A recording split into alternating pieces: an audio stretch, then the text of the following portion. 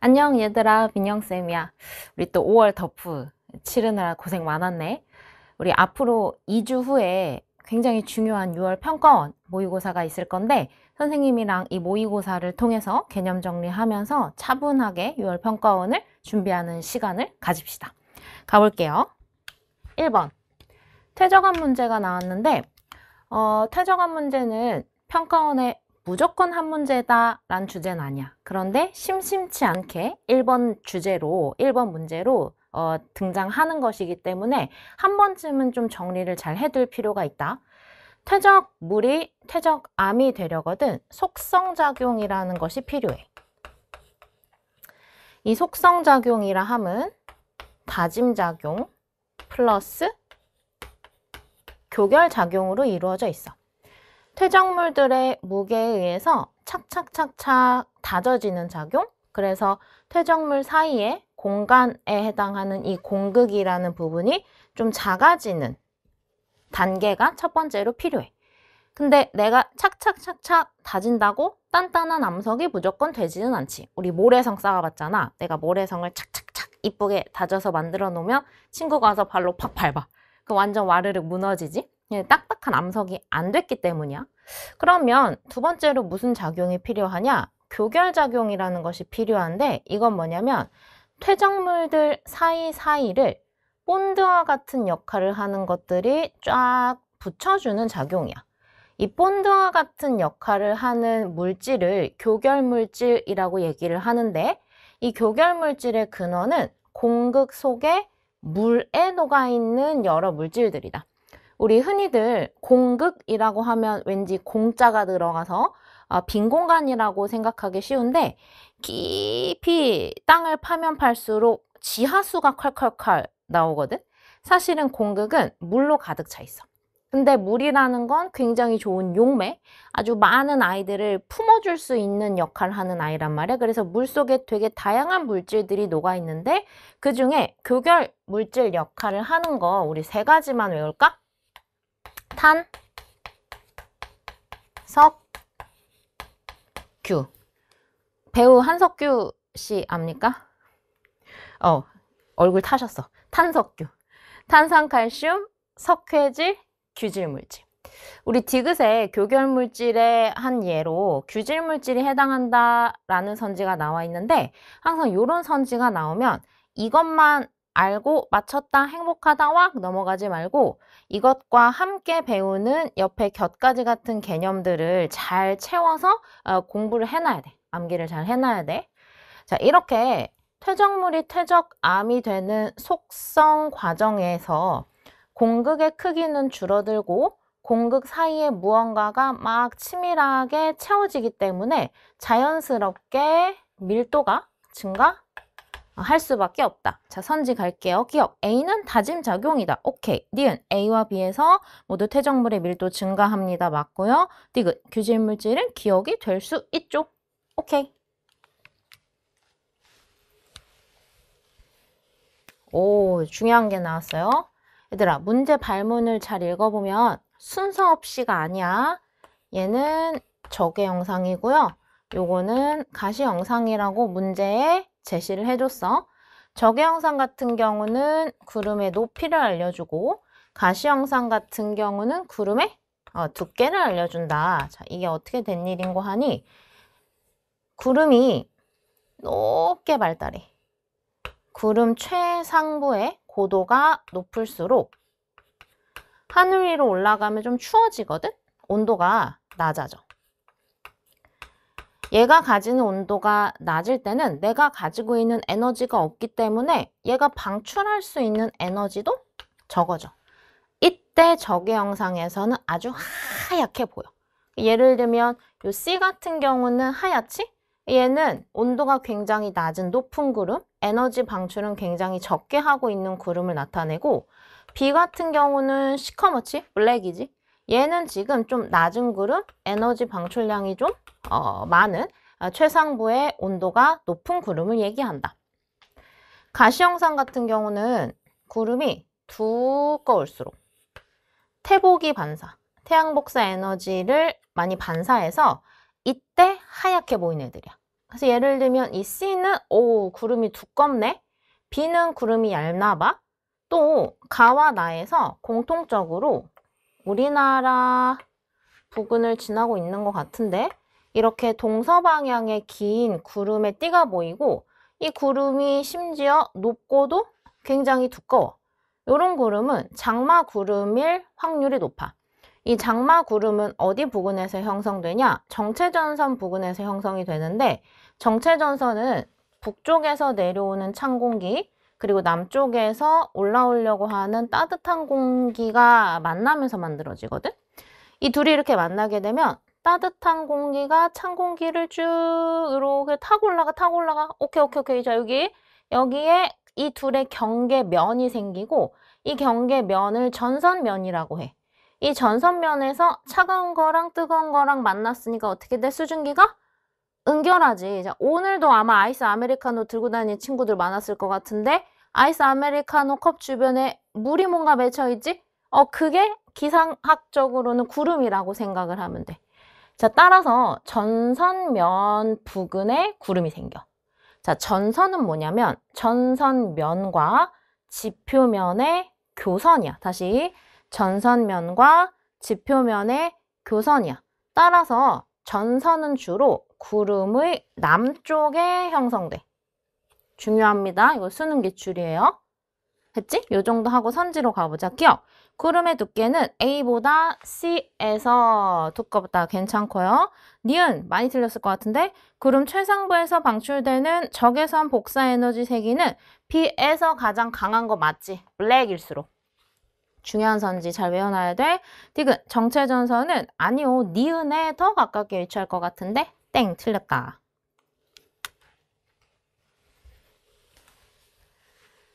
아, 3번 좀 어려웠을 거야. 어려운 문제가 1페이지부터 나왔을 때 내가 멘탈을 어떻게 붙들고 20번까지 잘 나아갔다 올 것이냐. 요거를 좀 실험하는 계기가 됐었으면 좋았겠고 선생님 여기 좀 희한한 말들을 써놨는데 해석을 해줄게요.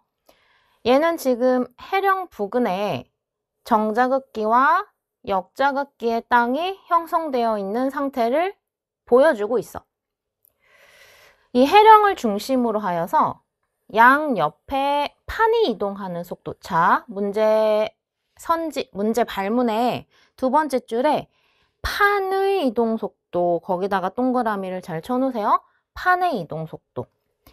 해령을 중심으로 양옆에 판의 이동 속도는 그냥 결정되는 것이 아니라 응애와 판 경계의 이동 속도에 의해서 결정돼. 이게 무슨 말이냐면 해령에서는 새로운 땅이 응애 태어나.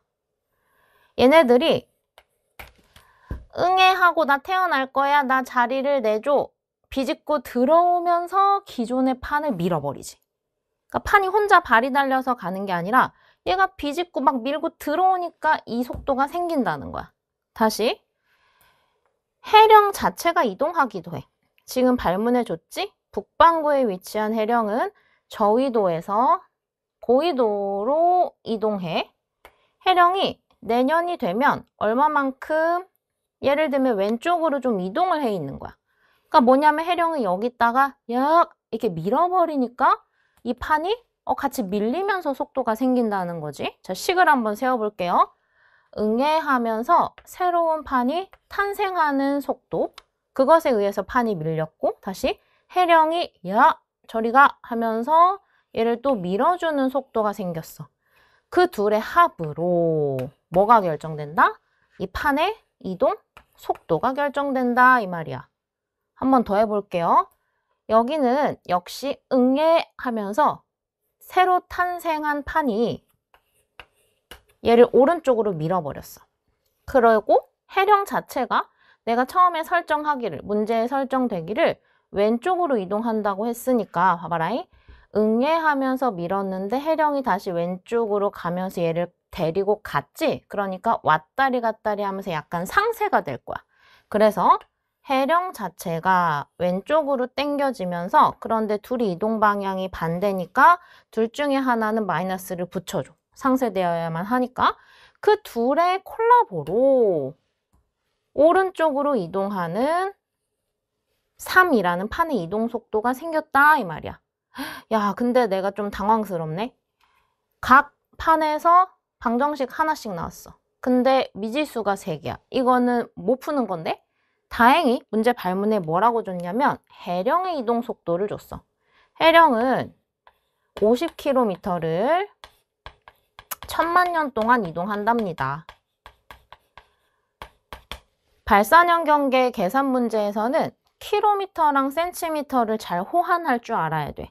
왜냐면 지구 전체 스케일은 킬로미터 단위가 적절한데 판이 이동하는 속도는 손톱자라는 속도라서 년 단위로 센티미터가 적절하거든. 그래서 얘를 좀 바꿀게요. 킬로미터를 50 곱하기 10의 5승 센티미터로 바꾸고 1000만 년도 10의 7승 년으로 바꾸면 y, 즉 해령이 이동하는 속도가 0.5 cm per 년.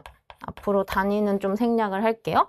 0.5 정도로, 그러니까 내년 되면 0.5 cm 이놈이 살짝 이동해 있다고. 와, 그러면 얘가 0.5, 이것도 0.5네. 오예. 각자의 응애가 다 나오겠네. 얘는 얘 넘어가서 빼면 4.5. 아, 1년에 4.5cm씩 땅이 넓어지는 거. 와, 땅 넓어진다. 좋겠다. 자, 여기는 얘 넘어가면 1년에 약 3.5cm씩 땅이 이렇게 넓어진다는 거야. 얘가 좀 더 팍팍팍 넓어지네. 오케이? 얘들아, 그럼 니은선지 해결이 될 것 같은데? 니은선지에 확장 속도 이렇게 돼 있지. 확장에다 동그라미 쳐놔. 확장 이꼴 생성 속도 이꼴 발산 속도 이꼴 선생님이 얘기하는 응애. 근데 말이 조금 단어가 어려워서 응애라고 하면 좀 쉬울 거야. 새로운 판, 새로운 땅이 탄생하는 속도는 4.5다. 괜찮지? 자, 이제 기억이랑 디귿인데 기억 디귿 선지를 해결하려면 너희들의 미션. A 지점과 B 지점에 해당하는 해양 지각의 나이를 구해야 돼, 나이. 자, 그 나이를 구하기 위해서 선생님 요거 이제 지우고요. 가정을 하나 해볼게. 2019년까지 역자극기였어. 그러다가 2020년부터 현재 2024년이니까 현재까지 약 4년 동안 계속 정자극기인 상태야. 가정을 했어. 가볼게요. 2019년 당시 여기 지금 정자극기에 해당하는 땅은 아직 탄생한 상태가 아니었을 거야. 이 역자극기와 정자극기의 경계에 해당하는 이 부분이 아마 해령에 이렇게 붙어 있었을 거야. 그리고 2020년부터 정자극기로 바뀌면서 각자의 응애에 의해서 새로운 판들이 탄생하면서 응애 밀려서 현재 역자극기와 정자극기의 경계가 여기까지 밀려온 상태. 즉, 각자의 정자극기 땅덩어리가 이만큼씩 밀려오는데 똑같이 4년이라는 세월이 걸린 거야. 4년. 얘도 4년. 시간 똑같이 걸리지. 여기까지 됐어? 자, 그런데 이 지점부터 이 지점까지 다시 얘도 지금 같게 줬죠? 이 지점부터 이 지점까지 같은 거리만큼을 밀려가는데 걸리는 시간은 이 A 지점 부근이 더 짧게 걸렸을 수밖에 없어. 왜냐? 얘가 응애 더 많이 태어나잖아. 봐봐. 응애 이거 팍팍 태어나니까 이 지점으로부터 여기까지 밀리는데 시간이 좀 덜 걸리는 거야. 이해돼? 얘는 상대적으로 좀 응애가 좀 천천히 태어나니까 같은 거리만큼 밀려나가는데 시간이 좀 더 많이 걸리지? 여기까지 따라왔어. 자, 그럼 다시 거꾸로 말해. 요 지점으로부터 A 지점까지 밀리는데 걸리는 시간은 총 4년이라는 시간 중에 이만큼에 해당하는 시간을 뺀 거잖아. 즉, 4 빼기 t. 인데 이 t가 좀 짧아. 그러면 이 전체의 값은 커지겠지. 이해돼? 여기서부터 응애 해서 밀려가는데 A 지점까지 시간이 조금 더 걸렸다 이 말이야. 누구보다? 요놈보다. 따라서 A 지점이 좀 더 늙었고 B 지점이 좀 더 영해. 어려웠지. 내가 기억선지에서 지금 뭘 묻고 있냐면 해저 퇴적물의 두께를 묻고 있는데 두께는 항상 거속시에 의거하여 생각하세요. 무당벌레 한 마리 거속시. 퇴적물의 두께는 거리랑 관련된 물리량이야. 이 퇴적물의 두께를 구하기 위해서는 속도 곱하기 시간이 필요한데 무슨 속도? 퇴적 속도. 비퇴적 속도. 그리고 무슨 시간? 퇴적 시간. 퇴퇴가 필 퇴퇴. 둘이 곱하면 퇴적물의 두께가 나오는 거지? 와, 근데 퇴적 속도는 일정하다 그랬어. 그런데 퇴적되기까지의 시간이 A가 더 늙었다며? A가 더 오래 걸렸네? 따라서 퇴적물의 두께는 누가 더 두꺼워? 그렇지. A가 더 두껍다. 기억. 퇴적물의 두께는 A와 B가 같다고? 땡. 디귿. 고지적이 복각을 묻고 있는데 자 여기서 가장 중요한 세팅은 해령이 저위도에서 고위도로 이동하고 있다라는 세팅이야. 다시. 해령이 저위도에서 고위도로 이동하고 있으므로 최근의 해령에서 태어난 땅 덩어리일수록 더 고위도에서 응애했다는 걸 얘기하고 그렇다면 그 속에 기록된 고지적이 복각은 더 클 수밖에 없겠지. 자, 다시. A 지점과 B 지점은 현재 해령으로부터 멀리 떨어져 있긴 하지만 이놈들이 응애할 때 당시에는 해령에서 응애했다고. 즉, A와 B 속에 기록되어 있는 고지적이 복각은 당시의 해령의 위치를 반영해 주는 값이야. 그런데 B가 더 최근에 태어났네? 그러니까 B 속에 들어있는 고지적이 복각이 더 크게 기록됐겠지. A는 상대적으로 해령이 좀 더 저위도에 있었던 예전에 태어났을 거니까 A 속에 기록되어 있는 고지적이 복각은 좀 더 작겠지. 와, 중요하다. 디귿. 고지적이 복각은 A가 작다. 3번 1페이지에서 제일 중요할 것 같아. 잘 연습하세요. 오, 3번은 진짜 어려웠는데 4번은 아름답다. 자, 가자. 소금물 만들어 놓고 다 해서 지금 무슨 짓을 하냐. 얼음을 녹이는데 해빙이네요. 담수가 유입되겠네요. 싱거워지겠습니다. 라에선 무슨 짓을 하냐? 얼 때까지 냉각시켜? 결빙이네요. 해결됐습니다. 야, 뭐야. 얜 짜지겠지. 물만 얼잖아. 염분은 물속에 그대로 남아있거든. 그러면 A와 B의 염분 비교했을 때 A가 더 작을 거고 B가 더 클 거고. 해빙이 일어나는 해역에서 염분은 작아지고요. 결빙이 일어나는 해역에서 짜집니다. 증가합니다. 감소 증가. 이러면 되겠네. 기억. 다는 해빙, 라는 결빙. 맞네. 니은 탐구 결과 염분은 A가 작아야지. 노노 디귿. A는 아니지. 감소. 바뀌어야 되겠네. 쉬워.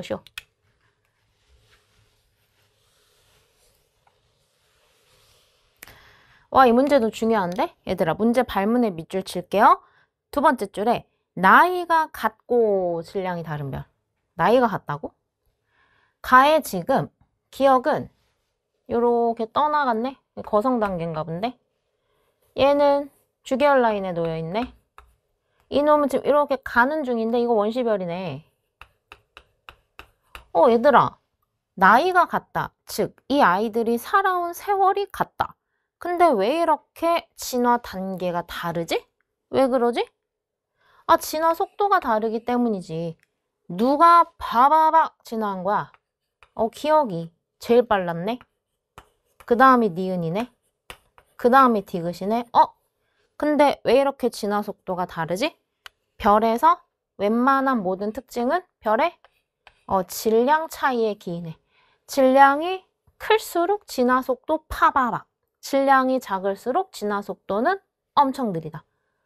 따라서 진화 속도와 질량값을 통해서 선지에 있는 질량, 기억을 비교할 수 있겠지. 거성은 주계열보다 질량은 크기는 해. 그런데 사이즈가 워낙 커지는 바람에 H열도상에서 오른쪽 위로 갈수록 별의 평균 밀도는 작아지는 경향성이 있어. 솜사탕 같은 거 생각하면 돼. 솜사탕 왕 큰 거. 막 밀도 헐렁헐렁 하지? 근데 그거를 막 꽉꽉꽉 이렇게 뭉쳐가지고 주먹만하게 만들어 본 적 있어? 있으세요? 그 주먹만하게 만든 밀도 커져. 그런 애들이 이제 요 왼쪽 아래에 들어가는 거라고 생각하면 돼. 자, 다시. 이 원시별 같은 경우는 주계열성이 되기 위한 노력을 하는 아이야. 중심핵의 온도를 높이기 위해서 쫙 쥐어짜는 중력 수축을 하는 아이거든. 즉 중력 수축에 의한 에너지가 우세한 아이. 그래서 중심 방향으로 잡아당기는 중력과 바깥쪽으로 튀어져 나가려는 기체압이에요. 둘 중에 중력이 좀 더 우세한 상태의 아이. 그러면 니은, 별의 평균 밀도는 니은이 기억보다 크다. 주계열이 크다. 괜찮고요. 디귿, 오케이. 디귿의 내부에서는 A가 B보다 크다. 아니, A는 기체압인데 A가 더 작아야지. 중력이 더 커야지.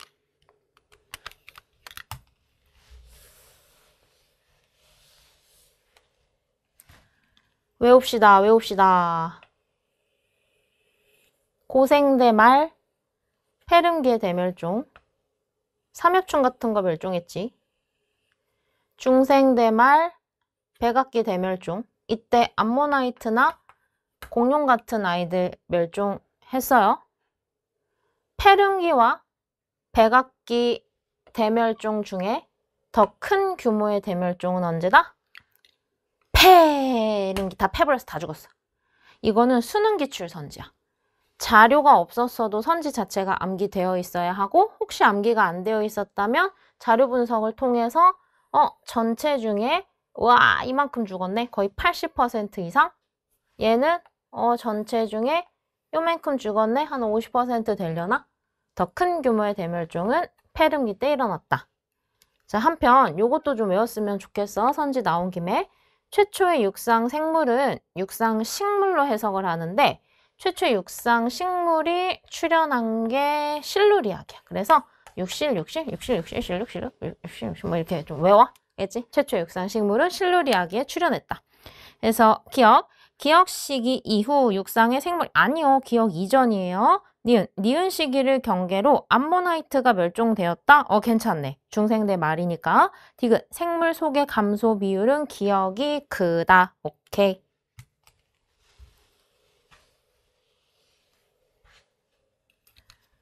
온대적이야. 남쪽에 따뜻한 공기가 북쪽의 찬 공기를 쭉 이렇게 타고 올라가면서 전선면을 형성하고, 그 전선면에 수증기가 연결돼서 구름이 만들어져. 따라서 한랭전선의 뒤쪽에 폭이 좁지만 수직적으로 두꺼운, 그래서 소나기를 뿌리는 저근형 구름, 그리고 온난전선의 전면에는 좀 널찍한, 그런데 수직적으로 아주 두껍지는 않은 이슬비 정도를 뿌리는 충은형 구름. 현재 A와 C에는 각각 소나기와 이슬비가 내리고 있을 것 같고, B 지역 같은 경우는 지금 물리적으로 저기압의 중심과 가장 가까워. 그리고 등압선의 값을 이렇게 사이에 동그라미를 하나 더 그려서 읽어봐도 한 994 헥토파스칼 될 것 같거든? B는 지금 기압이 제일 낮게 측정되는 곳임과 동시에 전선 사이의 위치에서 남서풍 계열의 바람이 불고 있을 거야. 그런데 현재는 이렇지만 온대저기압은 편서풍의 영향을 타고 서쪽에서 동쪽으로 쭉 이동하기 때문에 곧 조만간 B 지역으로 한랭전선이 지나게 되고, 그래서 찬 공기가 B 지역을 뒤덮으면서 기온이 뚝 떨어질 거고, 그리고 소나기도 내리게 될 것 같고, 그리고 풍향도 요 남서풍 계열의 바람에서 한랭전선 뒤편에서 부는 북서풍 계열의 바람으로 바뀔 것 같아. 자, 이 나 자료를 보니까 B 관측소랑 아주 딱 들어맞아. 보세요. 이쯤에 지금 뭔가 급변 사태가 펼쳐졌지? 이렇게 기온이 급변하면 무조건 전선이 지난 것인데 기온이 뚝 떨어지는 방향으로 이동하면 할링 전선이야. 그리고 풍계도 보니까 살짝 남서풍 계열에서 왔다 갔다 하긴 했지만 전체적인 경향성을 읽어보면 북서풍 계열의 바람으로 바뀌었단 말이지. 오케이, B입니다. 더 확신할 수 있겠어?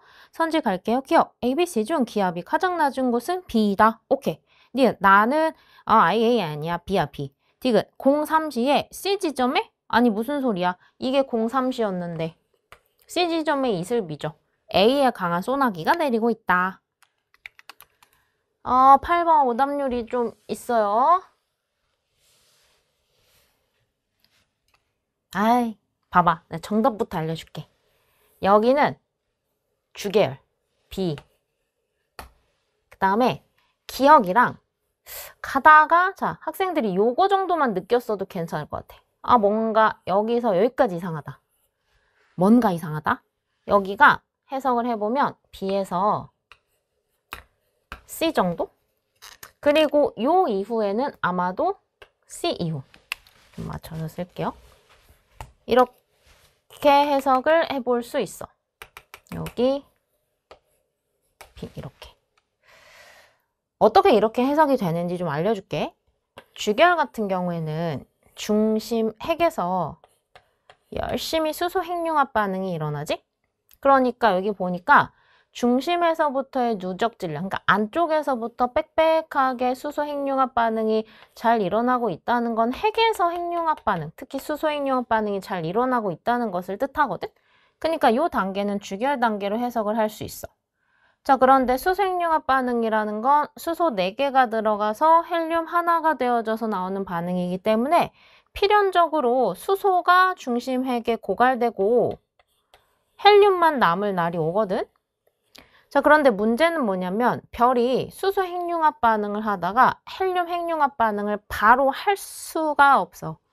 수소 핵융합 반응은 1000만 켈빈 정도면 돼. 근데 헬륨 핵융합 반응은 1억이 필요해. 내가 당장 1000만 원밖에 없는데 1억을 어떻게 만드냐? 이때 별이 선택하는 방식이 중심 핵을 쥐어짜는 거지. 중력수축이야.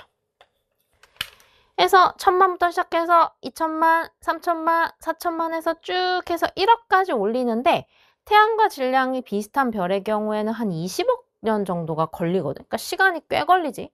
그 시간 동안 이 뜨거움이 바깥쪽으로 전달이 된다 이 말이야. 근데 바깥쪽에는 수소가 꽤 있거든. 그래서 바깥쪽에서 수소 강연소 반응이 일어나면서 에너지가 발산되니까 바깥쪽으로 기체합 확 작용하게 되고, 그러니까 표면적이 넓어지면서 표면 온도는 좀 낮아지고, 그러나 사이즈가 워낙에 커지기 때문에 광도는 무지하게 커지는. 그래서 H열도상에서 표면 온도 낮아지는 오른쪽 그리고 광도 커지는 위쪽으로 올라가는 요 B에서 C, 평가원 표현으로는 주계열에서 적색 거성이 되는 단계, 준거성 단계를 거치게 돼. 그러니까 이 니은을 포함한 구간을 해석을 했을 때 수소 핵융합 반응이 일어나는 영역이, 자, 이쪽 더 이상 핵에서는 일어나지 않아. 중심에서부터의 누적 질량이기 때문에 중심부는 지금 일어나지 않고 바깥쪽에 수소각 연소 반응이 일어나고 있는 것으로 해석이 되겠어. 그리고 충분히 중심 핵의 온도가 높아지면 이제 헬륨 핵융합 반응을 시작을 할 거고, 헬륨 핵융합 반응은 헬륨 3개가 들어가서 탄소 하나가 되어져서 나오는 반응이고, 탄소는 그러니까 얼마나 묵직하겠니? 탄소가 만들어지면 역시 헬륨이 중앙부에 집중되어 있듯이 탄소도 중심으로 쭉 밀려 들어가고, 바깥쪽에서 헬륨 핵융합 반응, 그리고 바깥쪽으로 갈수록 온도가 낮아지니까 더 가벼운 원소의 핵융합 반응, 이렇게 이중연소가 일어나는 적색거성 단계가 되는데, 그것이 아마도 여기를 봤을 때 중심에 묵직한 탄소도 있고 헬륨도 있고 수소 핵융합 반응이 일어나는 영역이 더 바깥쪽으로 이렇게 밀려나간 적색거성 상태가 아니겠는가, 이렇게 추정이 되단 말이야. 어려웠지? 괜찮아? 자, 니은. 니은일 때는 나의 CD 구간은 죽어도 아니야. 학생들이 만약에 B에서 C인 걸 찾지 못했다 하더라도 기억선지는 오답으로 체크를 했어야 하는 게 C에서 D, 와 이거 뭔데? 이거 지금 백색해성인데 행성상 성운 거쳐서 백색해성 되는 거야. 이제 죽는 거야. 왜 죽어? 행룡오빠는 더 이상 못하거든? 그래서 아 기억은 아닌데? 하고 기억만 제꼈어도 괜찮을 것 같아. 자, 그 다음에 니은, 이거 중요하네. 광도 계급의 숫자를 묻고 있는데 기억은 주계열 단계로 주계열 같은 경우에는 광도 계급이 5야. 이거는 수능 기출이에요. 암기하셔야 돼요. 그리고 광도 계급 H열도 보면은 이렇게 올라가는 그 사이에 준거성이라고 해서 준거성의 광도 계급은 4라고 적혀 있어. 그리고 적색거성 같은 경우에는 밝기에 따라 조금 다르긴 하지만 태양 정도 되는 아이들이 되는 거성은 3. 그래서 이게 3이고 이게 4고 이게 5잖아. H열도상에서 위쪽으로 올라갈수록 광도는 커지고 광도 계급의 숫자는 작아져요. 마치 등급이 작을수록 밝기가 밝다. 그 관계랑 똑같이 생각하면 쉽게 외울 수 있어. 그래서 광도 계급의 숫자는 기억일 때보다 니은일 때 크다고? 아니, 니은일 때 더 작아야지. 니은이 여기였는데. 그 다음에 디귿, 어이구 중요하네. 표온분해, 중온, 기억과 니은을 비교하라 하는디 나는 니은이 편하다. 니은으로 해석할란다. 니은은 사이즈가 굉장히 커져서 표면 온도는 굉장히 낮아진 상태. 그리고 중심핵은 쥐어짜지. 지금 쥐어짜지 중심핵 온도 높이는 중이니까 이렇게 되니까 얘가 더 크겠네. 니은일 때 크다. 괜찮네.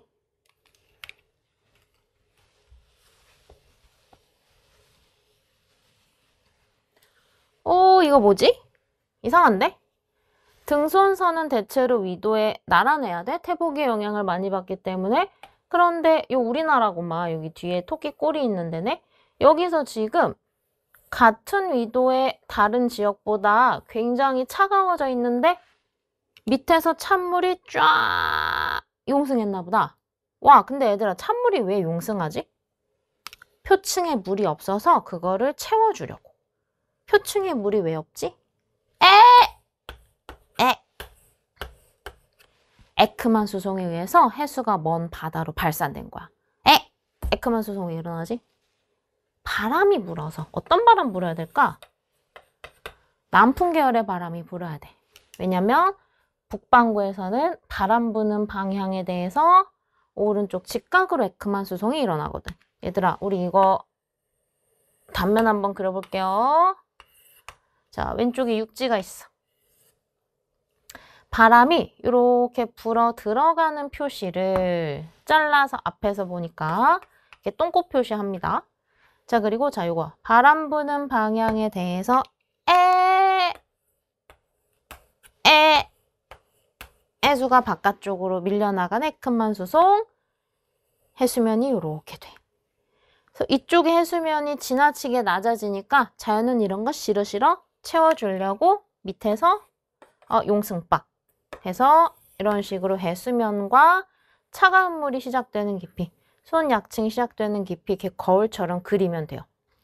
얘들아, 보니까 A랑 B랑 다 나름대로 차가워져 있는데 B에서 그 정도가 심한 걸로 봐서 풍속이 더 셌을 것 같고, 그래서 에도 더 심하게 일어났을 것 같고, 그래서 해수면도 훨씬 더 낮았을 것 같고, 그래서 용승도 더 심하게 일어나서 더 차가워진 상태가 됐을 것 같다.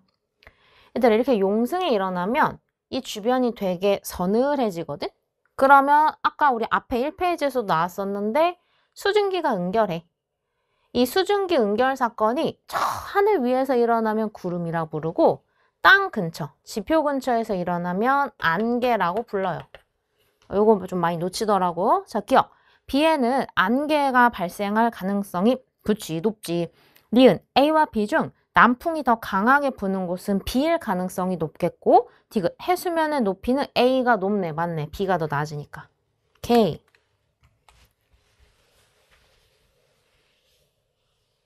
와, 이거 뭐야?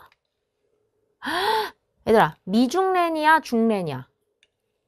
이 중력 렌즈 현상. 미자 빼야 돼요. 이거 뭐지? 뭐 때문이지? 암물. 까먹었지? 얘들아, 휘적. 여기 뭐 있어, 없어? 아무것도 없지? 근데 뭐가 있는 거야, 우주에. 분명히 내 눈깔엔 안 보여. 근데 어마무시한 질량을 가진, 그래서 어마무시한 중력을 가지고 있는 뭔가가 너와 저 뒤에 있는 어떤 은하 사이에 놓여 있는 거야. 근데 이 어마무시한 중력을 갖는 놈은 공간을 굴절시키고 있거든? 그래서 뒤에 은하에서 너희들한테 가야 되는 빛, 너희들 방향으로 쏴지는 그 빛이 직진하여서 원래는 너희 눈깔로 들어가면 안 되는데 이 어마무시한 무언가가 공간을 굴절시키는 바람에 그 굴절된 공간을 따라 너희들한테 그 빛이 들어가는 거야. 근데 중력장이라는 건 3차원 형태로 존재하거든? 그러니까 얘가 이렇게도 굴절돼서 가고 아래쪽으로 나가려는 빛도 굴절돼서 우리 눈깔로 들어오고 다시 오른쪽으로 그냥 나가는 빛도 이렇게 해서 굴절돼서 들어오고 왼쪽도 마찬가지로 이렇게 사방팔방으로 다 굴절돼서 너희들 눈깔로 들어가. 근데 인간은 빛이 직진한다고 생각하거든? 그래서 빛이 어머 이렇게 굴절돼서 왔다라는 걸 상상을 못하고 그 빛은 이렇게 해서 아 여기서 왔나 보네 하고 허상을 본단 말이야. 그게 사방팔방에서 허상이 보이니까 이렇게 된 거지. 얘를 놓고 사방팔방의 허상을 보는 거야. 이 암흑물질 때문이야. 신기하지? 자, 우주 구성 요소는 3가지가 있어. 암애, 암물, 보물. 이거 좀 외우셔야 되죠. 현재 시점에서 제일 많은 거 암흑에너지, 그 다음에 2번째로 많은 거 암흑물질, 그 다음에 제일 적은 게 보물이지. 보물은 항상 귀해. 제일 적어. 얘들아, 암흑에너지와 물질의 양변화 어떻게 됨? 물질은 항상 빅뱅의 기본 가정을 생각해. 빅뱅은 질량 보존을 주장했잖아. 정상우주론과 가장 큰 차이였잖아. 그래서 물질의 양은 일정해. 그런데 암흑에너지는 믿을 수 없겠지만 우주가 팽창할 때 이전에 없던 빈 공간이 생기지 그 빈 공간에서 자꾸자꾸 나오는 에너지라 한다고. 그래서 암흑에너지 양은 증가한다니까? 그냥 외우려고 그러면 까먹잖아. 그러니까 선생님이 스토리를 설명해 주잖아. 논리를 타고 다시 떠올릴 생각을 해봐봐. 자, 다시. 그러면 밀도 어떻게 될까? 밀도? 당연히 공간은 팽창하는데 양은 일정하니까 물질의 밀도는 감소하겠지. 희박해지겠지? 근데 암흑에너지는 그 빈 공간이 생기는 족족 거기 채워지는 거야. 그러니까 밀도는 어때? 아이, 일정하다니까. 그래서 비율이 변할 수밖에 없는 거지. 이건 비율이지 지금. 암흑에너지랑 물질을 비교해보면 물질 같은 경우는 당연히 우주에서 차지하는 비율이 적어질 수밖에 없지 않을까? 근데 비율은 합쳐서 100이 돼야 되잖아. 암흑에너지가 차지하는 비율은 점점 증가하는 거지. 그래서 지금 약 70% 정도 됐고 물질은 30% 정도로 줄어든 거야. 외우셔야 돼요. 이게 뒷파트라 많이 놓치더라고. 자, 기억. A는 암흑물질이다. 괜찮고 니은 B의 밀도는 증가하지 않아. B는 암흑에너지로서 밀도가 일정해요. 양은 증가하는 게 맞고요. 디귿. 가는 B가 아니고 A에 의해 나타나는 현상. 암흑물질에 의해 나타나는 현상이다.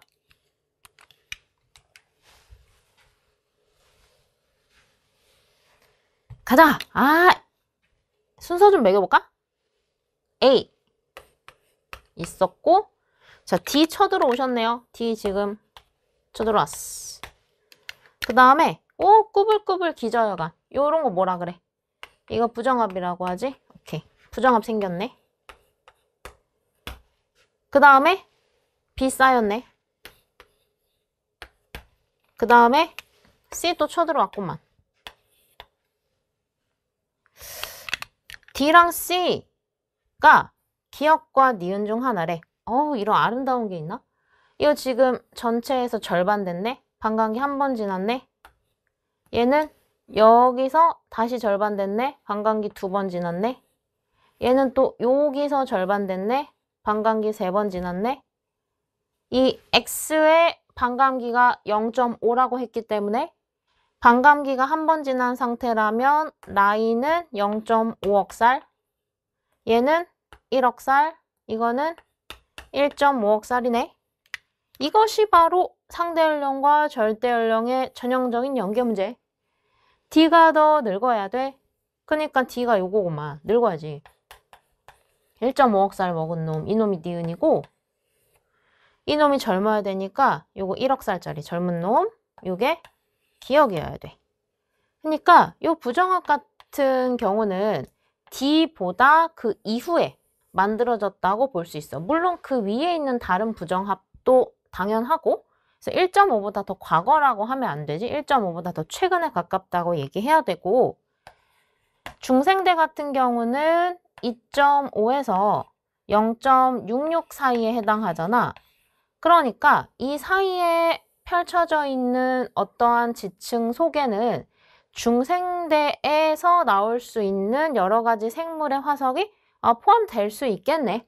그러니까 디귿의 의도는 그 화석이 꼭 발견된다 아니다 2차원이 아니라 이 지층이 중생대에 만들어진 지층이니 이런 맥락을 가지고 있는 거니까 디귿 B에서는 암모나이트 화석이 발견될 수 있다 괜찮고요. 기억 화성암 C에 해당하는 것은 기억이다 괜찮네요. 니은 A와 B의 경계는 1.5억 년 전보다 과거 아니고 1.5억 년 전보다 더 최근에 형성되었다. X.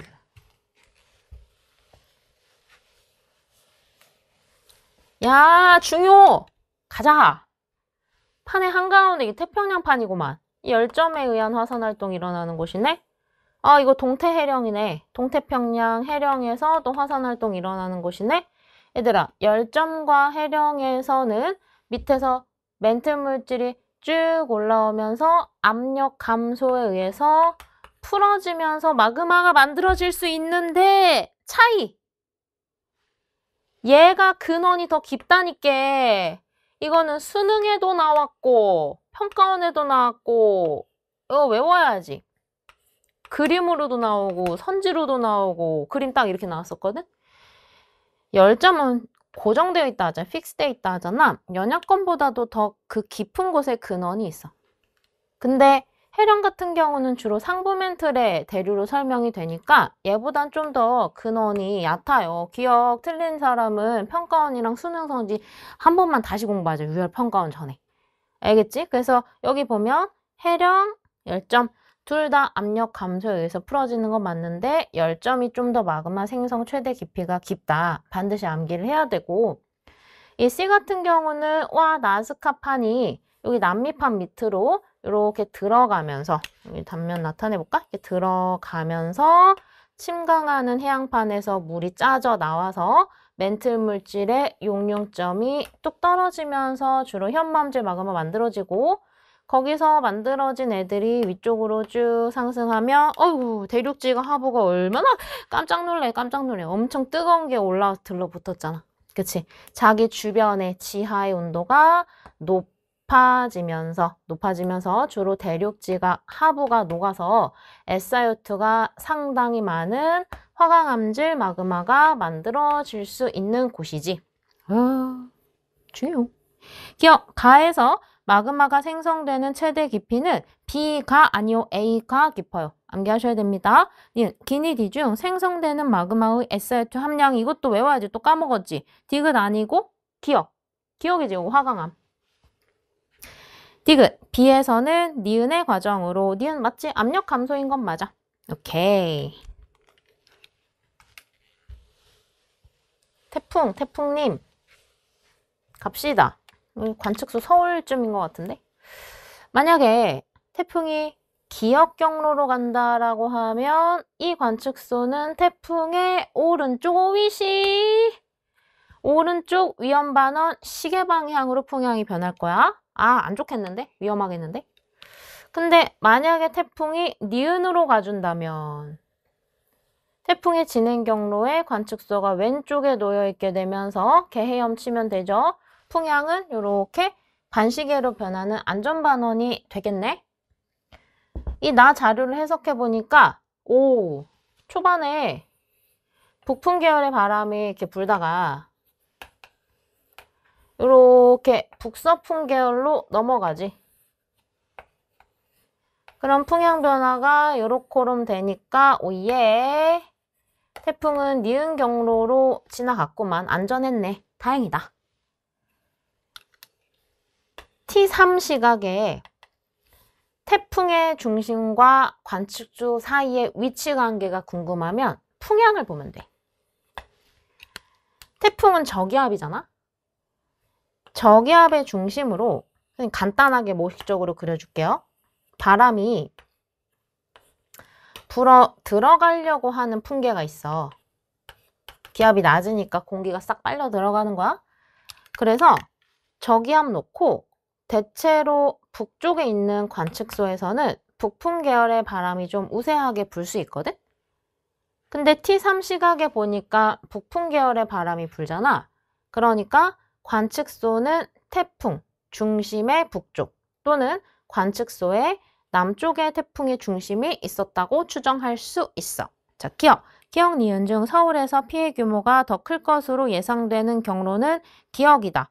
니은 아니죠. 니은, 태풍의 이동 경로는 안전했어. 니은이다. 괜찮고 시간 T3일 때 태풍의 중심은 B보다 남쪽에 위치한다. 북풍 계열의 불기 때문이다.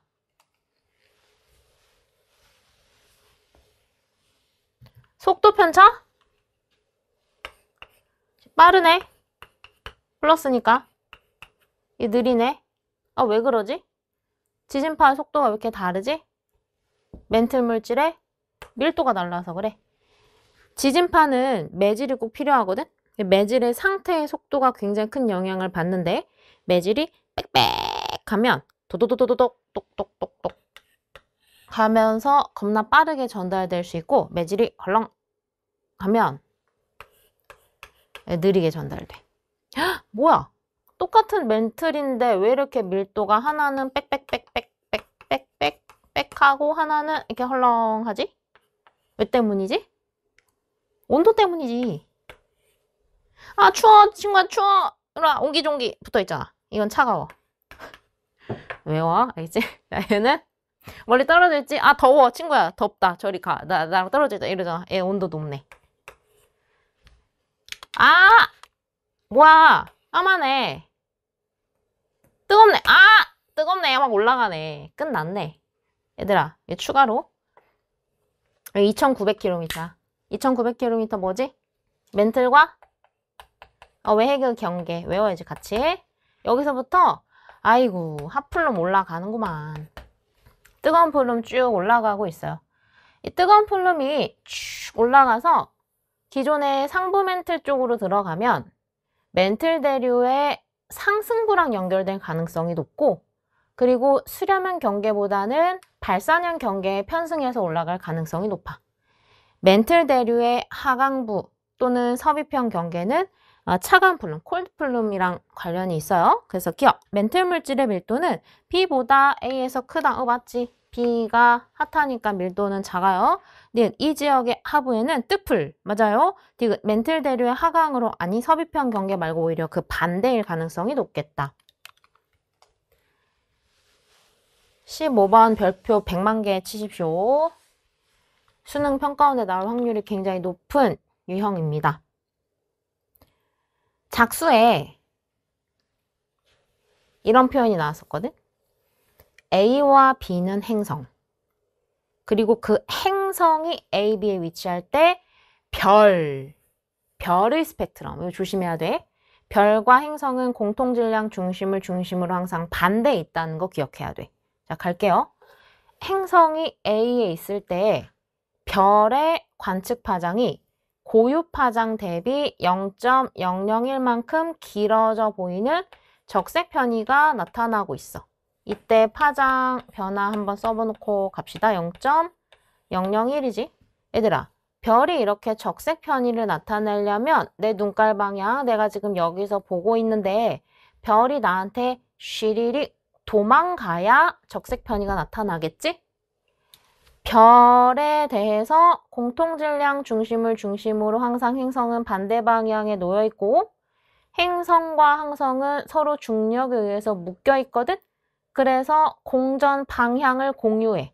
그래서 인간이 볼 때는 항상 반대 방향으로 순간적으로 이렇게 움직이는 것처럼 보여. 그래서 행성의 공전 방향은 니은이 맞습니다.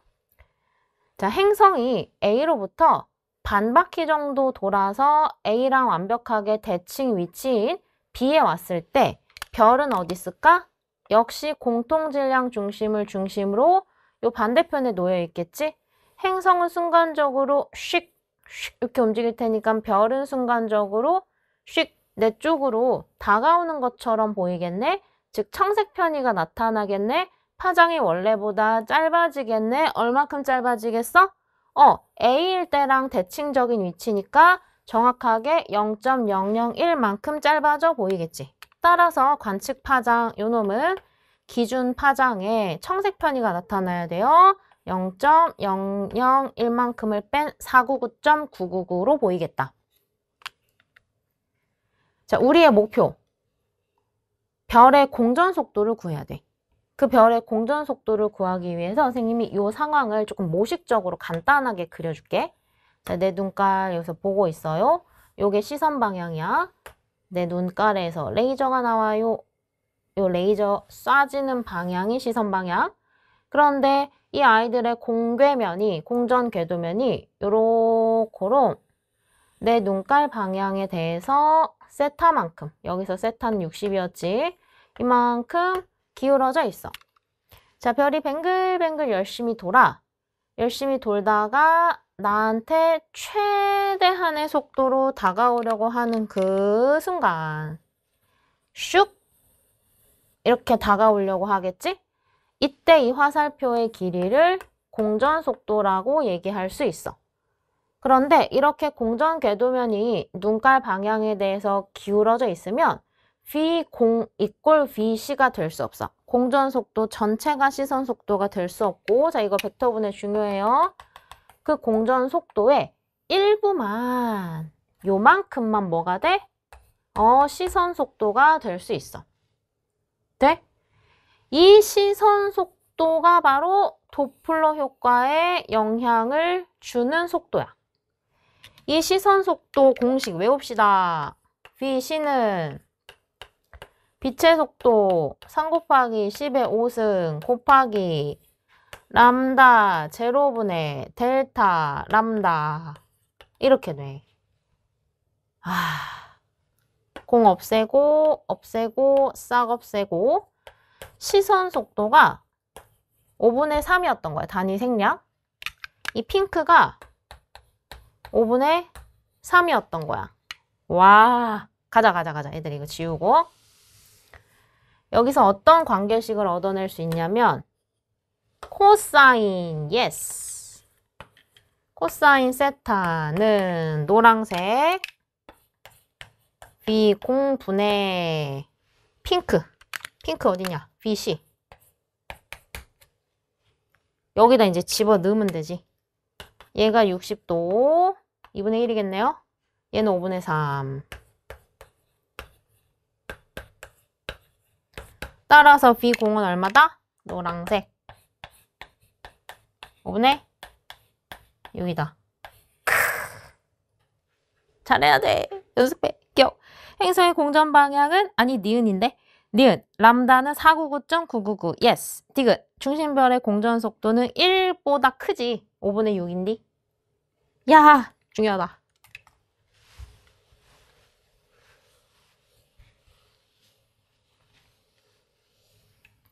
아, 이 그림 귀여워. 봐봐. 진짜 귀여워. 빅뱅 이후에 우주가 너무 뜨거워. 혼돈의 대카오스 상태. 지금보다도 작은 공간에 이 세상에 존재하는 모든 물질이 쉽게 말하면 다 쪼개져서 흩뿌려져 있는 상태. 굉장히 불투명한 상태. 그래서 지금 빛이 봐봐 귀엽지? 못 빠져나오고 있어. 어떻게 막 이러고 있지. 근데 갑자기 어느 순간 딱 지나니까 촥 직진하네. 와우, 이게 무슨 사건? 이 A가 언제게? 빅뱅 이후? 야, 외워라. 38만 년 후. 우주의 온도가 얼마가 됐을 때? 3000 켈빈이 됐을 때. 기존에 따로 돌아다니고 있던 원자 핵과 전자가 결합을 하면서 뭐가 만들어졌게? 다 외우세요. 중성 원자가 만들어진 시점이야. 그니까 다 따로 돌아다니고 있던 아이들이 차릉 뭉치듯이 군데 뭉쳐지기 시작한 거야. 그러니까 우주가 어찌 되었어? 투명해졌지. 빈 공간이 생겼잖아. 그 빈 공간을 타고 동시다발적으로 빛이 촥 직진해서 뻗어져 나온 거야. 그 빛이 우주 전체의 배경이 될 정도로, 백그라운드가 될 정도로 펼쳐져 있는 빛이다. 그래서 우주의 뭐라고? 그렇지. 배경이 되는 뭐라고? 빛! 빛을 다른 말로 조금 어려운 말로 복사라고 하거든. 그게 우배복이다. 그리고 학자들은 생각했어. 이 38만 년 후에, 즉 빅뱅 후 38만 년 후에는 그 아이들의 온도가 3000 정도였지만 빅뱅의 기본 가정, 시간이 흐를수록 우주의 온도가 식어진다라고 얘기하기 때문에 지금은 현재는 이 얼마? 2.7 켈빈 정도로 굉장히 식어진 상태, 파장은 어떻게 된 상태? 그렇지. 굉장히 길어진 상태로 발견될 것이다 라는 걸 예언을 했었는데 진짜 봤지. 그래서 빅뱅이 확 급부상했지. 여기까지 됐어요? 그럼 선지 두 개가 해결됐는데 니은 A는 빅뱅 후 약 38만 년이 지나 수소 원자에다 동그라미 전압 별표. 디귿 A에서 출발한 빛의 파장은 출발할 때보다 현재 길게 관측된다. 괜찮아. 자, 이제 기억이 문제인데 기억은 평가원 출제 논리거든? 잘 들어봐. 학자들이 궁금했다. 뭐가 궁금했냐면 과연 우주의 크기가 얼마일 것인가? 근데 실제 우주의 크기를 알기는 어렵지. 어려운 게 아니라 아무도 모를 것 같고 적어도 우리가 관측 가능한 범주 내에 있는 우주의 크기가 얼마일까? 우주의 반지름이 얼마일까? 이게 되게 궁금했던 거야. 그래서 학자들이 골똘히 생각을 하다가 어떤 아이디어를 얻었냐면 내가 바라볼 수 있는 우주의 저 가장 먼 끝에서 내가 알고 있는 가장 빠른 속도, 빛이겠지? 그 빛이 빛의 속도로 나한테 달려오는 거리를 역산을 하면 그게 바로 내가 관측 가능한 우주의 크기가 되는 것이 아닐까? 이런 생각을 하게 된 거야.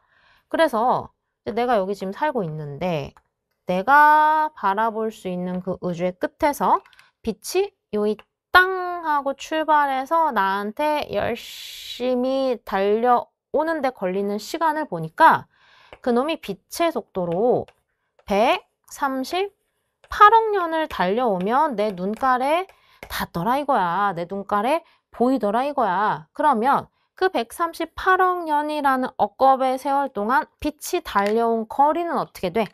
항상 거속시만 기억해. 거속시. 이게 속도잖아. 그리고 이게 시간이잖아. 둘이 곱하면 이게 거리 단위가 나오는 거지. 이게 얼마야? 138억? 이게 광년이에요. 광년이. 이건 시간 단위가 아니라 거리 단위야. 여기까지 됐어? 자, 그러면 이 빛이 달려온 거리 그 자체가 과연 관측 가능한 우주의 크기일 것이냐? 만약에 우주가 팽창하지 않고 가만히 있으면 맞아.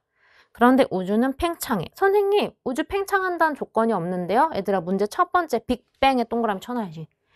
빅뱅 우주론은 허블 법칙 이후에 나온 우주론이야. 기본적으로 우주가 팽창한다는 걸 가정하고 있는 우주론이지. 자, 무슨 말인고 하니? 이거 이제 지우고. 빛이 빛의 발신지로부터 요이 땅 하고 출발하는 그 순간에도 얘랑 나는 우주 팽창에 의해서 서로 멀어진 중이야.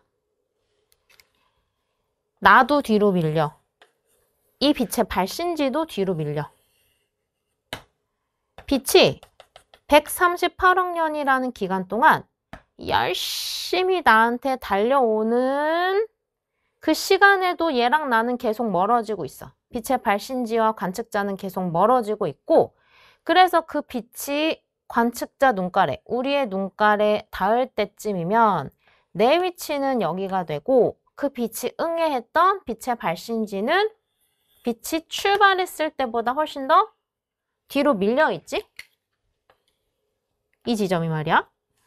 그러면 빛이 달려온 거리는 그 시간 동안 138억 광년이 맞는데 이 주황색 실제로 그 빛의 발신지와 관측자 사이의 거리는 플러스 알파만큼 더 멀잖아. 그 빛이 내 눈깔에 들어올 때 내가 그 빛을 관측할 때는 그 빛이 전달해주는 정보가 그 빛이 떠나온 이 지점에 대한 정보이기 때문에 결국엔 나는 이 지점을 보고 있는 거나 마찬가지 아니야? 그럼 결국에는 관측 가능한 우주의 크기는 주황색이 아니라 이 노란색만큼의 거리가 돼야 되겠지. 와, 그래서 기억? 얼은 빛의 속도 곱하기 138억 년, 즉 138억 광년 플러스 알파가 돼야 된다. 왜? 우주가 팽창하기 때문이다. 중요.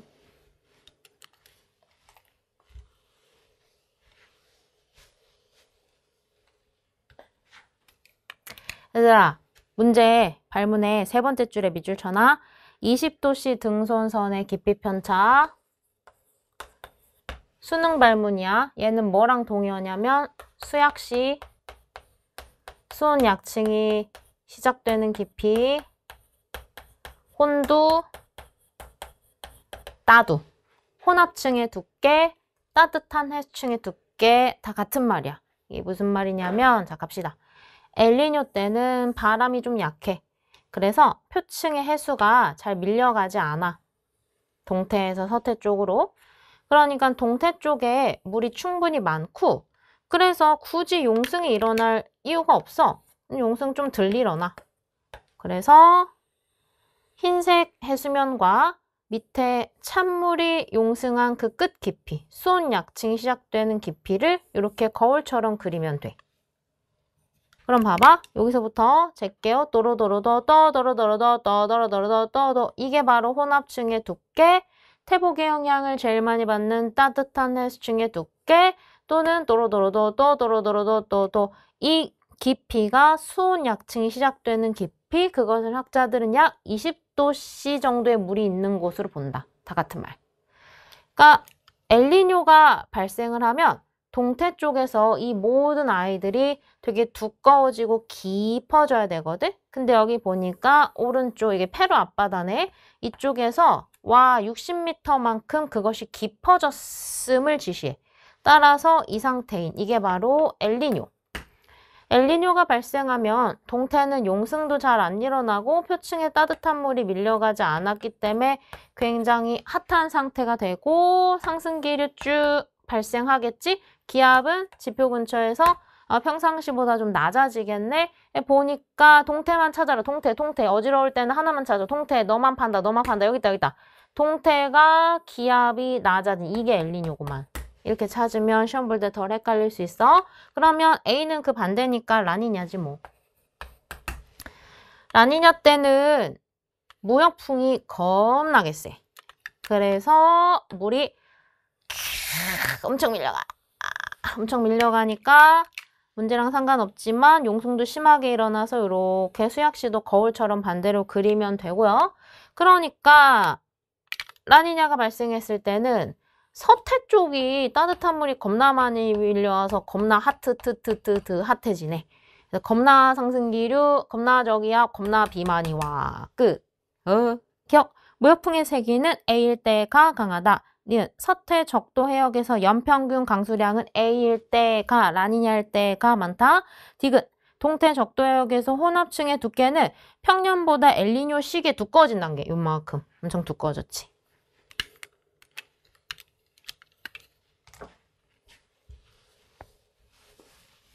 오, 거의 다 했어. 가자. 광도? 반지름? 와, 표면 온도를 구해낼 수 있다는 믿음. L 얼제곱 곱하기 T의 4제곱이니까 선생님은 보통 이렇게 계산해요. T 물어보면 T제곱으로 놓고 얼분의 루트 L 해서 선생님이 계산하는 방식으로 해볼게. 기억 대 니은 쓰자. 광도 만대 16이네. 루트 씌워서 바로 갈게요. 100대 4 분자에 쓰고 반지름은 10대 4 쓰고 요거 분의 요거, 요거 분의 요거 하면 10대 1이네. 제곱 남겨져 있었으니까 없애려면 루트 한번 씌워줘야 되지. 오케이? 그러면 여기서 표면 온도 T는 루트 10 1 이렇게 되는데, 자, 이때 퀴즈. 별 기억의 표면 온도는 루트 10 켈빈이다.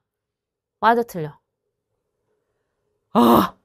얘들아, 이 값을 모두 태양의 몇 배, 태양 대비 몇 배 이렇게 집어넣었잖아. 그럼 얘도 태양의 몇 배다 이렇게 도출이 되는 거야. 그치?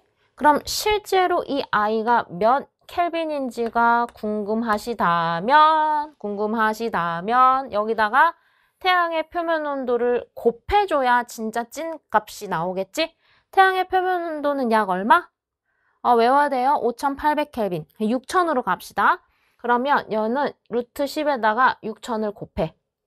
그러면 루트 10이 3보다 조금 크니까 얘 18000 가자.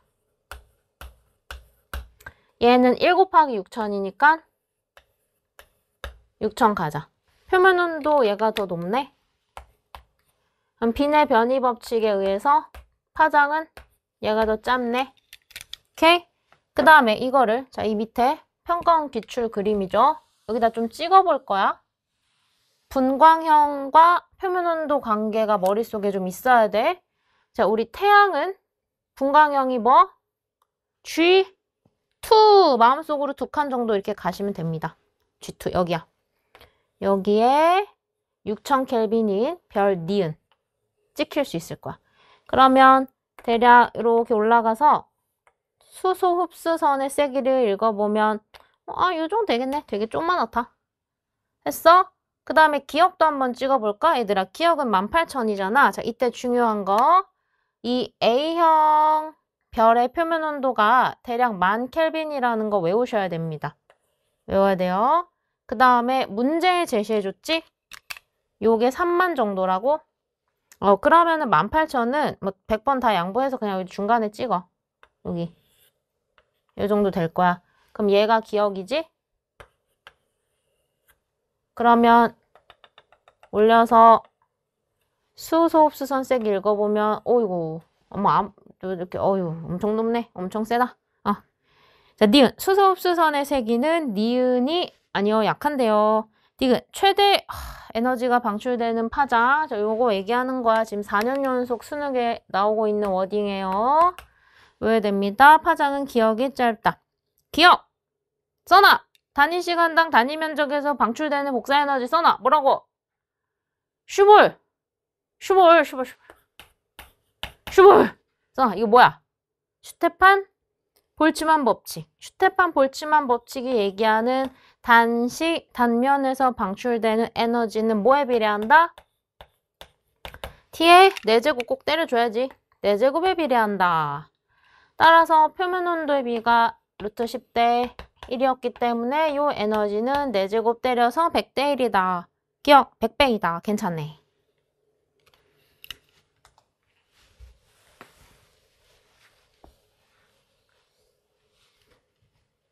와, 이 문제 좋은데? 얘들아, 문제 두 번째 발문에 어떤 식이 A를 기준으로 거기다 밑줄 쳐놔볼래? 어떤 식이 A를 기준으로.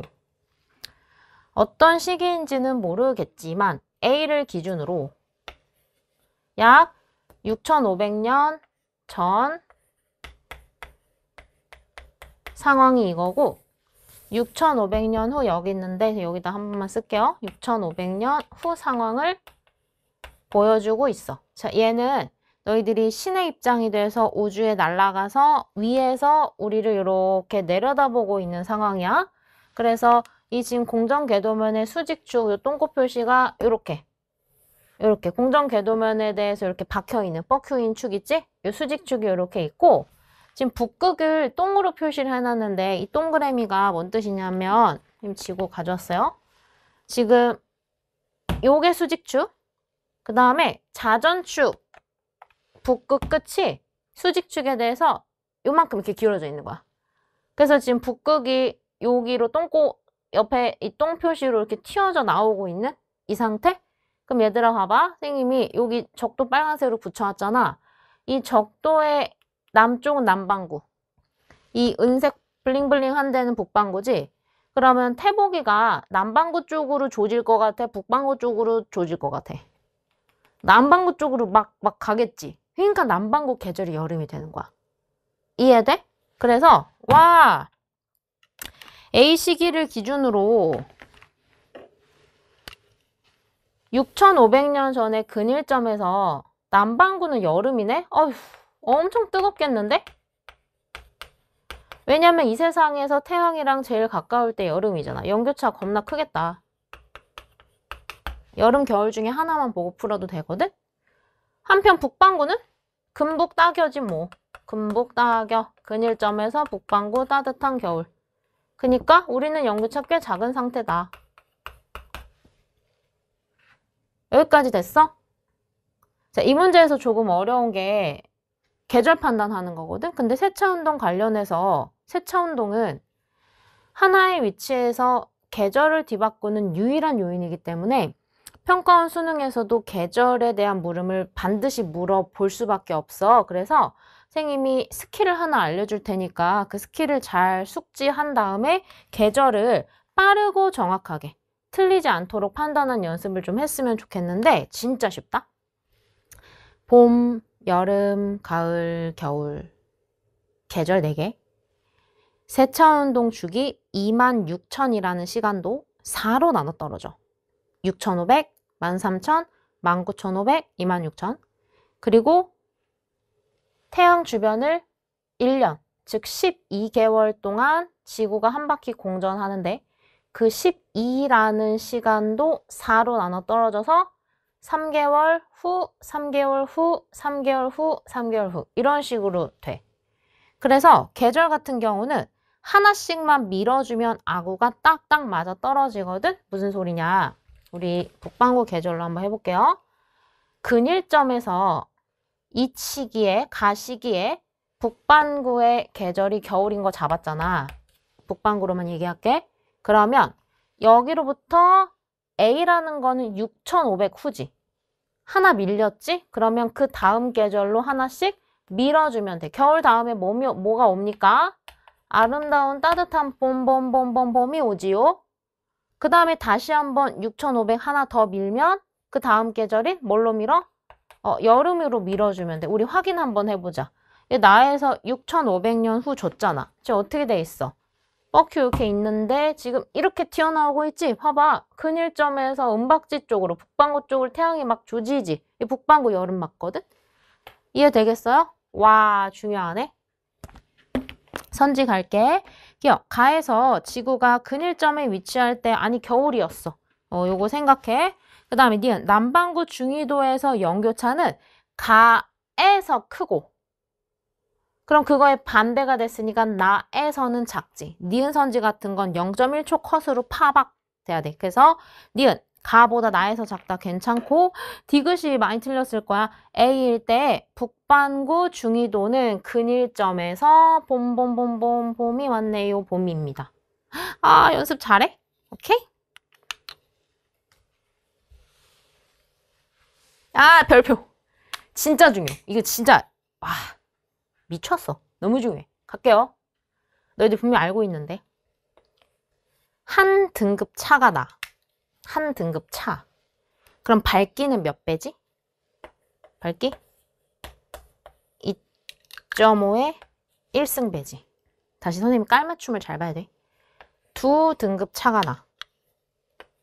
그럼 밝기는 2.5의 2승배지. 알잖요. 5등급 차가 나. 그럼 밝기는 2.5에 5승 배만큼 밝다 하지? 2.5 곱하기 2.5 곱하기 2.5 곱하기 2.5 곱하기 2.5는 100이잖아. 100배 밝다 그러잖아. 그럼 봐봐. 깔맞춤 잘 봐야 돼. 2.5 등급 차가 나. 그럼 밝기는 이 흰 2.5가 아니라 두 등급의 차를 지수로 올린 만큼 지수야. 지수 잘 듣고 있어? 지수. 지수? 2.5 등급차 이거. 아. 우와, 그럼 대박인데? 얘들아, 이건데? 이건데, 이게? 와, 얼마냐? 10. 미쳤다, 미쳤어. 가자. 2.5 등급 차이 나지? 겉보기 등급이 M. 그럼 얘를 뭘로 바꿔야 돼? 밝기의 비율로 바꿔. L. 조심해. 얘가 더 밝지? 몇 배 밝아?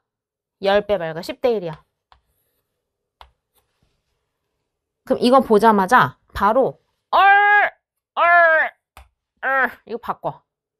아, 이거잖아. 수능 출제.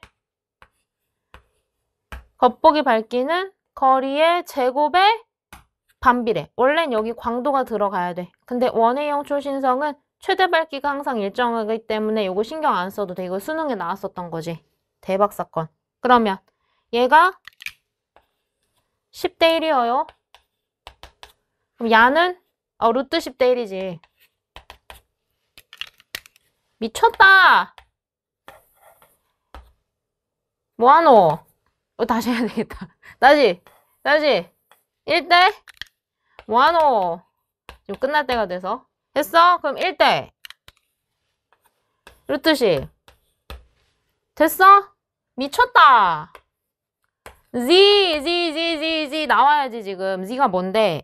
적색편이 어떻게 구하는데? 람다 제로분의 델타 람다. 선생님 도대체 이게 어떻게 나오게 된 거예요? 알자뇨. B는 HR, C, Z 여기 있네. 이거 상수니까 V와 R, Z의 비례관계는 같이 가는 거예요. 같이 가요. 이게 1대 루트 10이면 야도 1대 루트 10이요. 가자. 이 문제 얼마나 아름답노. 이거 다 좋네. 기준파장, 고유파장 400분의 잘 보이지? 400분의 0.4 빼줬잖아. 와, 이렇게 친절한 문제가 있나? 이거 다 빼주고 얼마나 좋아? 얘는 600분의 기준파장 다릅니다. 조심하세요. 서로 다른 빛을 본 거야. 그건 관측자 마음이야. 기억. 이렇게 되겠네. 가자. 1대 루트 10은 400분의 0.4 10의 마이너스 3승이네. 600분의 기억. 야는 야야.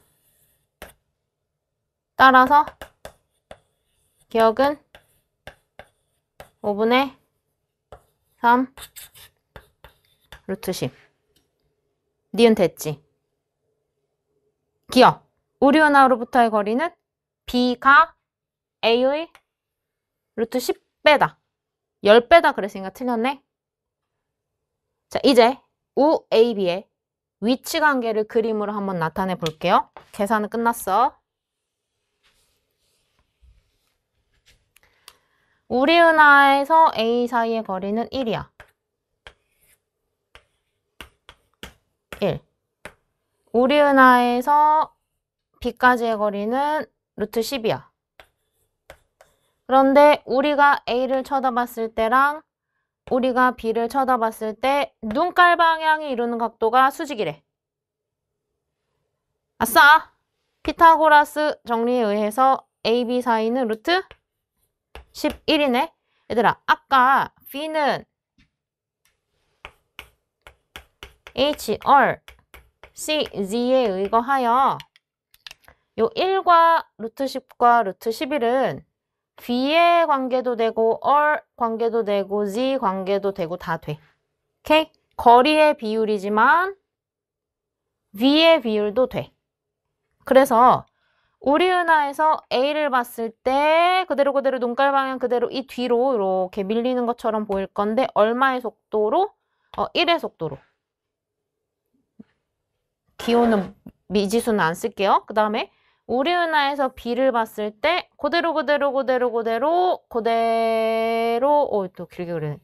루트 10의 속도로 멀어지는 것처럼 보일 거야. 만약에 디귿에서 묻는 것처럼 A에서 관측한 B라고 한다면 자 봐. 그대로 A에서 B를 보지. B 본다 B 본다 그대로 얼마의 속도로? 그 거리에 해당하는 속도로. 이렇게 이 비율로 멀어지는 것처럼 보일 거야. 그래서 디귿 A에서 관측한 B의 후퇴 속도는 루트 11배이다. 우리 은하에서 관측한 A에 대해서. 됐어요? 얘들아, 정말 중요한 문제들이 너무 많아. 선생님이 막 너무 안타까워가지고 좀 잔소리 좀 했어요. 좀 외우고 잘 연습하고 우리 2주 후에 6월 평가원이잖아. 어떤 마음가짐이어야 되냐면 너무 급하게 모든 걸 다 해결하려고 하기보다는 다 해결한 친구들은 한번 내가 그동안 공부했던 거 제대로 한번 평가 받아볼까? 이런 느낌으로 시험을 보고 아직 공부가 잘 안 된 친구들도 있잖아. 그런 친구들은 다 하려고 하지 말고 적어도 내가 마그마는 확실히 공부해서 맞춰야지. 허블 법칙 확실히 공부해서 맞춰야지. 별은 내가 맞춘다 해서 꼭 나오는 테마들이 있어. 이 시험지를 기준으로 공부하면 되거든. 그 꼭 나오는 테마들 몇 개를 찝어서 적어도 내가 공부한 영역에서만큼은 맞아야지. 그 성취만 이번 6월 평가원에 이뤄내면 6월 평가원 점수가 50점 만점에 10점 나와도 괜찮아. 왜냐면 내가 공부한 거에서는 다 맞췄으니까. 나머지 올리지 못했던 40점은 앞으로 공부해서 올리면 되잖아? 그런 희망이 생기잖아. 난 할 수 있다라는 나의 믿음, 성취? 오케이?